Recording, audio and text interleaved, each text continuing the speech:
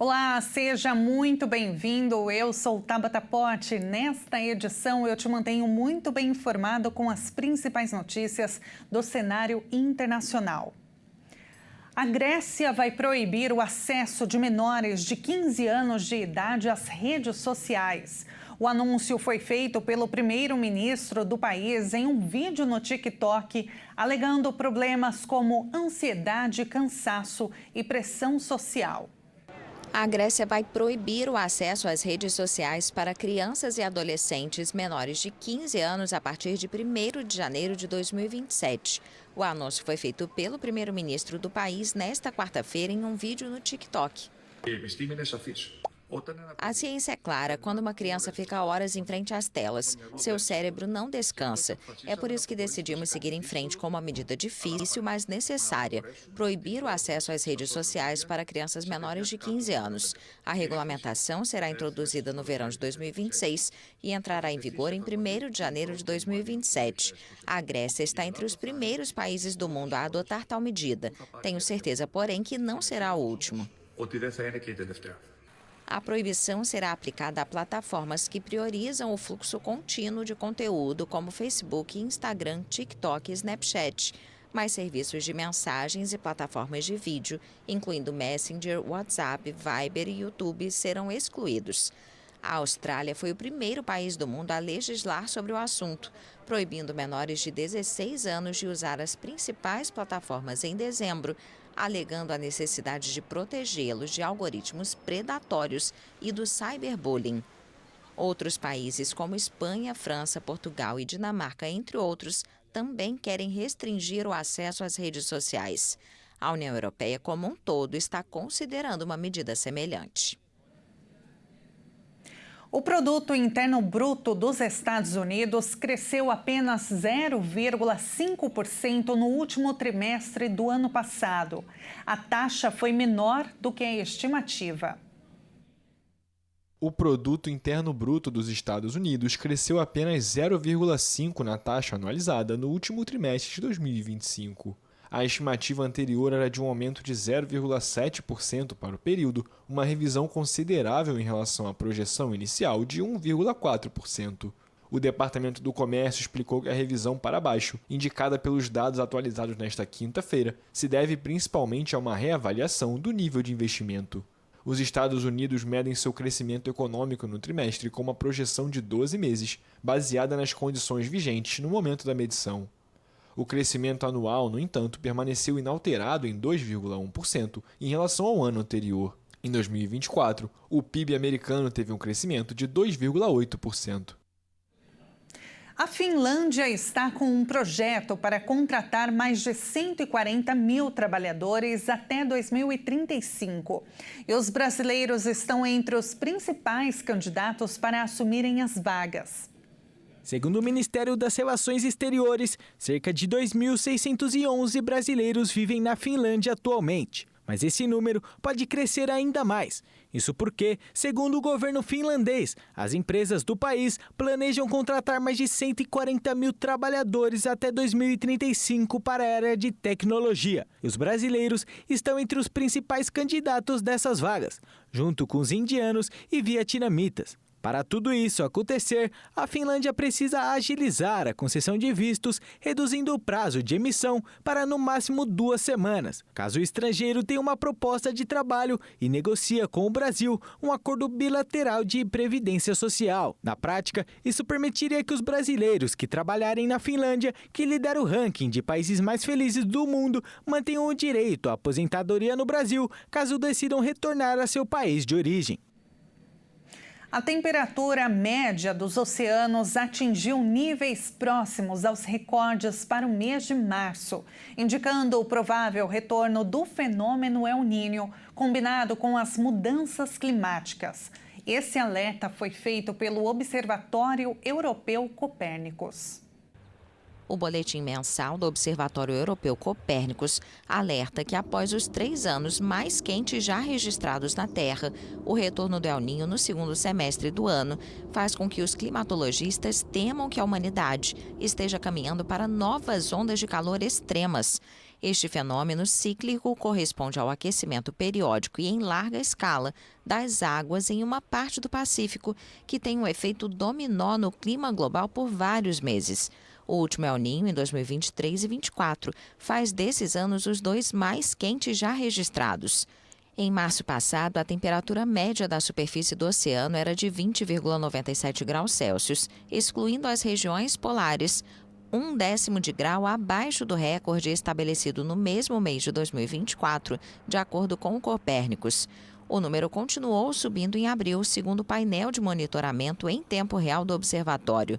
A Organização Meteorológica Mundial já estimou que o fenômeno poderia voltar este ano, enquanto o fenômeno oposto, Laninha, associado a temperaturas mais frias, está perdendo força.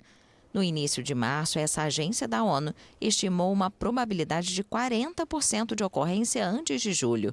O Copérnicus também confirmou que a extensão do gelo marinho do Ártico atingiu a menor área já registrada no inverno boreal, em um nível semelhante ao recorde do ano passado, conforme já anunciado pelo NSIDC, um dos principais institutos americanos desta área. O porta-voz da ONU anunciou que a primeira reunião formal, COP1, dos países que ratificaram o histórico tratado para proteger o alto mar, será realizada entre 11 e 22 de janeiro de 2027. Após consultas com os Estados-membros, a comissão preparatória para a aplicação do tratado, que entrou oficialmente em vigor no começo do ano, tinha proposto realizar a reunião inaugural na sede da ONU em Nova York.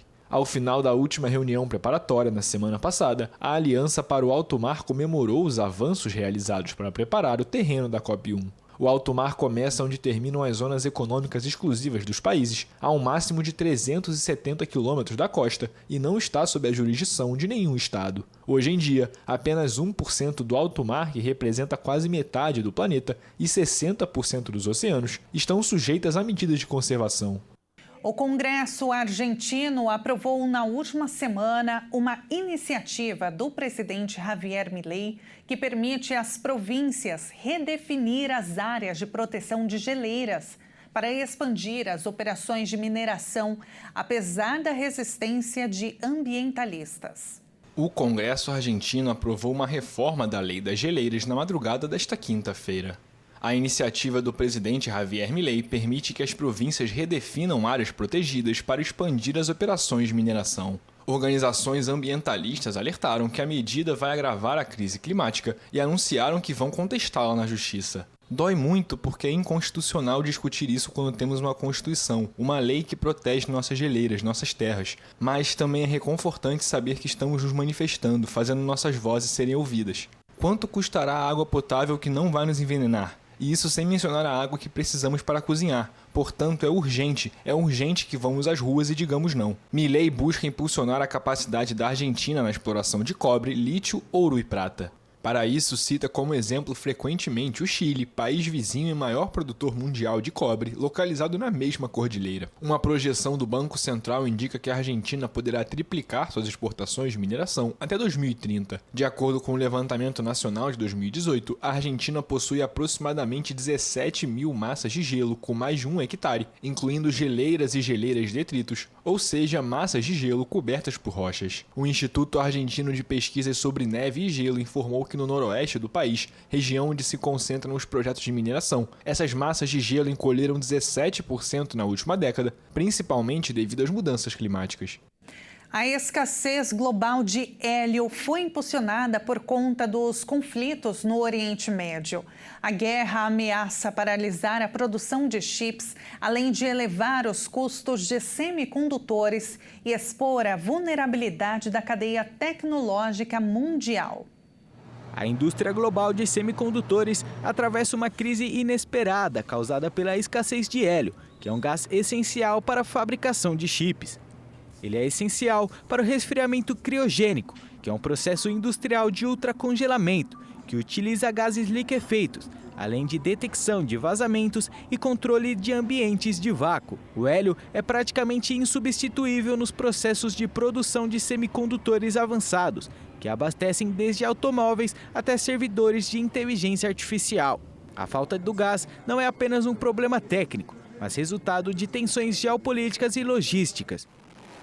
O agravamento da guerra no Oriente Médio, envolvendo os ataques a instalações de gás natural de liquefeito no Catar, um dos maiores produtores mundiais de hélio, reduziu drasticamente o fornecimento global.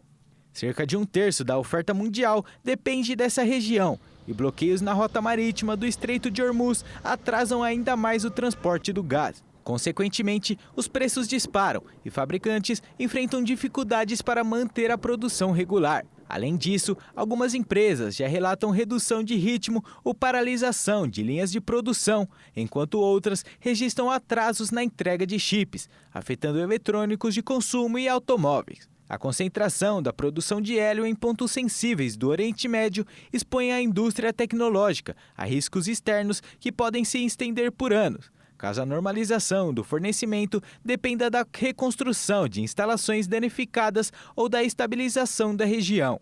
Países que são grandes produtores de semicondutores estão redirecionando esforços para garantir suprimentos alternativos, estocando reservas estratégicas para evitar colapsos na produção. Enquanto isso, distribuidores de gás industrial ganham mais poder de negociação diante da escassez, elevando os custos para fabricantes de chips. O hélio, frequentemente lembrado apenas pelo uso em balões, tornou-se um elemento estratégico invisível que conecta política, logística e tecnologia. A escassez global, impulsionada por conflitos e interrupções no transporte, pressionou empresas de tecnologia a elevarem custos e podem reorganizar a cadeia produtiva mundial, mostrando um recurso aparentemente pequeno, que pode gerar grandes impactos na economia digital.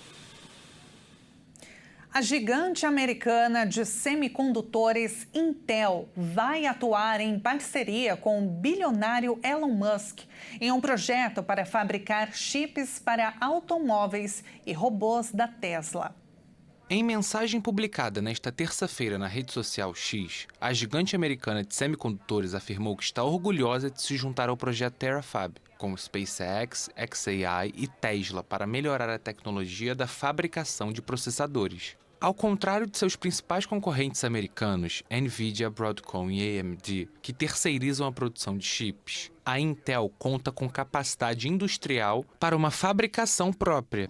O homem mais rico do mundo apresentou inicialmente o seu projeto Terafab no fim de março, sem mencionar a participação de algum sócio. A iniciativa Terafab busca consolidar em um só lugar a fabricação de chips lógicos, como as unidades de processamento CPU e GPU essenciais para IA, e a produção de processadores de memória, que atualmente são escassos. Os chips da Terafab estão destinados ao software de condução autônoma da Tesla, ao software que vai impulsionar os robôs humanoides Optimus desenvolvidos pela empresa e também ao funcionamento de centro de dados. A SpaceX está trabalhando atualmente no lançamento de centros de dados espaciais em órbita, o que aumentaria significativamente os recursos para o armazenamento de dados e para o desenvolvimento e uso da IA.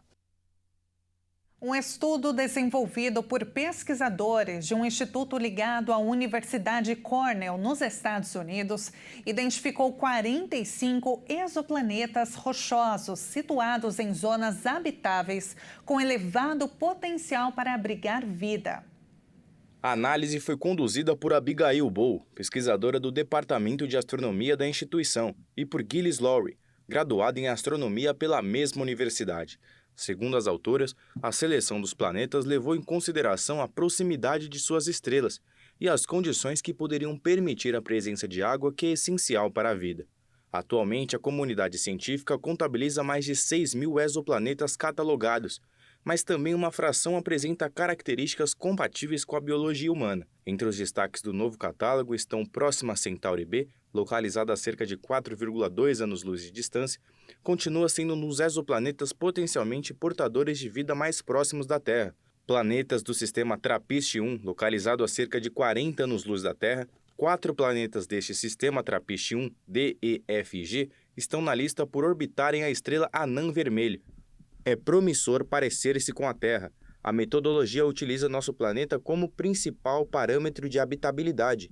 Para Gilles Lowry, o mapeamento é um passo fundamental para otimizar futuras missões de exploração espacial. Os dados devem servir de guia para operações do telescópio James Webb e do Nancy Grace Home Space Telescope, com lançamento previsto para 2027. O estudo também avalia variáveis como órbitas elípticas, que podem gerar variações extremas de temperatura e inviabilizar a manutenção da vida. Embora a distância interestelar ainda seja um obstáculo tecnológico intransponível para a humanidade, a lista estabelece um marco regulatório para a astrofísica contemporânea por meio de critérios de triagem mais rigorosos.